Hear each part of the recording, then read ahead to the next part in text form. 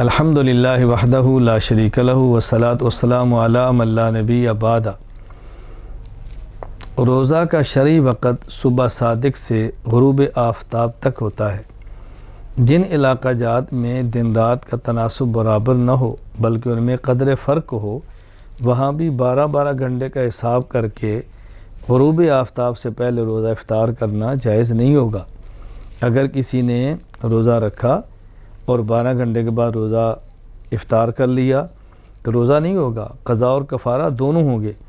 ہاں البتہ اگر دن رات میں تفاوت اور برابر غیر معمولی ہے، مثلا دن 20 گھنٹے کا ہے، 22 گھنٹے کا ہے، 23 گھنٹے کا ہے، رات 1 یا 2 گھنٹے کی ہے، اس میں کوئی بیمار ہے، کمزور ہے، عمر رسیدہ ان سے برداشت نہیں ہو سکتا تو روزہ نہ رکھیں، بعد میں جب مناسب وقت ہو تو اس میں قضا کر لیں، یہ واضح نشین فرما لیں، لیکن یہ نہیں کہ 12 گھنٹے کے بعد روزہ کھول دیں، ایسا کیا تو قضا کفارہ دونوں ہو جائیں گے۔ جن علاقوں کا دورانیہ بہت طویل ہے، بہت زیادہ، مثلا ایسے ممالک جہاں 6 ماہ کا دن ہے، 6 ماہ کی رات ہے، وہاں کے باشندے سحر اور افطار کے اوقات ایسے متعین کرے جیسے نمازوں کے اوقات کو متعین کرتے ہیں۔ اس کا طریقہ کیا ہے؟ قریب ترین جو ملک ہیں، قریب ترین جو علاقہ ہے جہاں سحر و افطار کے اوقات حسب معمول چل رہے ہیں، انہی کے حساب سے اوقات کا تعین کر لیں، اتنے گھنٹے کا دن، اتنے گھنٹے کی رات، اتنے گھنٹے کا روزہ اور اس کے بعد افطار۔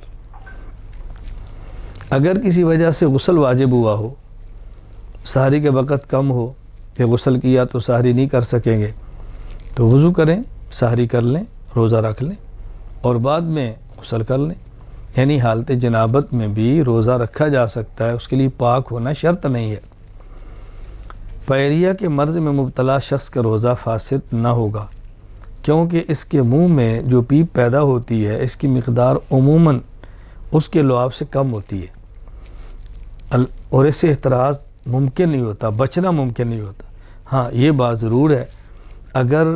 یہ پیپ زیادہ ہو اور لعاب کم ہو اور حلق میں چلی جائے پیپ لعاب کے ساتھ مل کر تو اس کا روزہ فاسد ہو جائے گا۔ جس طرح کہ دانتوں سے خون نکلے اتنی مقدار میں کہ خون زیادہ ہو لعاب کم ہو تو روزہ ٹوٹ جاتا ہے، لیکن اگر خون کم ہو لعاب زیادہ ہو تو روزہ نہیں ٹوٹتا۔ اسی طرح پیپ کم ہو خون لعاب زیادہ ہو، اب اس کا روزہ بھی نہیں ٹوٹے گا۔ روزہ دار کے منہ میں اگر کچھ تھوڑے سے آنسو چلے جائیں، آنسو آنکھ سے گرے ہیں اور منہ میں آگے ہیں، تو اگر 1 یا 2 آنسو ہے بہت قلیل ہے، اس سے روزہ نہیں ٹوٹے گا، لیکن اگر آنسو اس سے زیادہ ہیں اور اس نے ان کو حلق میں اتار لیا ہے تو اس سے اس کا روزہ ٹوٹ جائے گا۔ جب انسان روزے کے دوران کلی کرتا ہے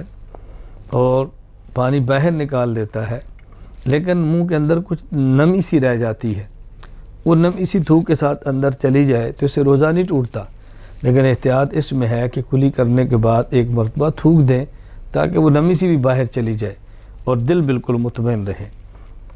روزے کے مسائل بہت اہم ہیں، کچھ ہم نے بیان کیے ہیں،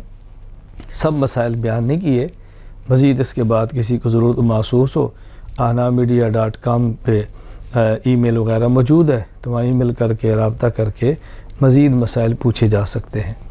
وآخر دعوانا ان الحمدللہ رب العالمین۔